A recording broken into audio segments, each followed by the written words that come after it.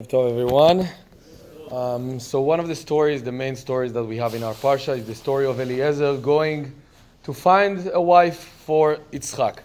And the story happens next to a well, right? We know that there's a whole story, like he's standing there and he's saying to Hashem, you know what? The girl that will come and give water to my camels, that's the one that I will pick to be the wife of Yitzchak.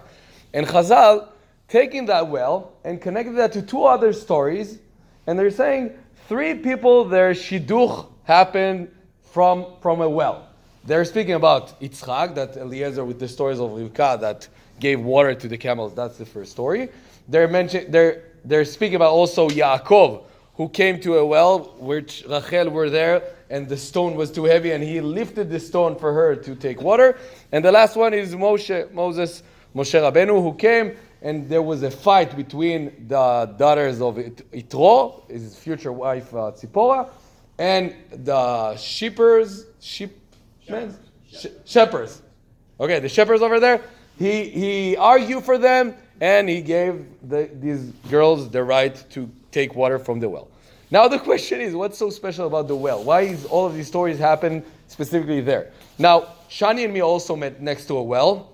This is also a very famous shidduch that happened, but I'm going to speak only about the first three. That was a joke, not such a good one, but that was a joke. We don't have wells in Efrat, just to clarify. So what's so special about the well? There's three sources you can take water from the ground, okay? Ma'ayan, Bor, and Be'er. Or in English, spring, that's from Ma'ayan. Bor, I think the best ways will be pit, right? Like a hole in the ground that someone digged in. And a well. Now, spring, Ma'ayan, is totally coming from Hashem. Like this is a natural way of water coming out from the ground. This is how you have the water. Like either you have it or not, depend on Hashem. Be'er, a pit, a hole in the ground, that's something the man created. Like you dig a hole in the ground, you hope that rain will come and you can collect that water, or you add water by yourself to have the water, to have it for you. But the well is a combination of both of them. Like someone who's digging into the ground, hopefully to find a spring that will be the well of the village, the well of his house. Of course, it's more right for pastimes, but that's the combination. Now, Chazal tried to teach us basically that every good relationship you want to start, you need to understand you need the involvement of yourself and the involvement of Hashem. Now, it's going both sides, meaning you cannot trust only on yourself.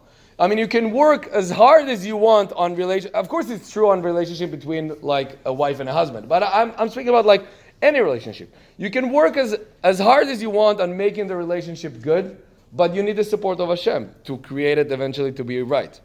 I mean, the first time I heard that by Torah, that was like for my non-married friends. That was like, you know what, you can do a lot of effort, but you need to trust Hashem that He will give you the right shidduch at the right place. Now, but also true on the other side. You cannot trust only Hashem. You cannot just say, okay, you know what, Hashem, you will make that go for me. You need to do some effort also. And the well is a good example of like, we're doing the effort of creating the hole. Yes, we don't know if we're going to find water eventually, but we're praying to Hashem. I hope that will be the place I'm digging right now, will be a spring that will give me the blessing of Hashem. So I think what we can try to learn from that story is we're not that's from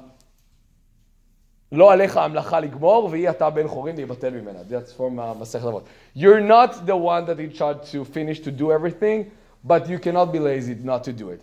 Like do the effort and also hope to Hashem that He will help you and direct you to the right place.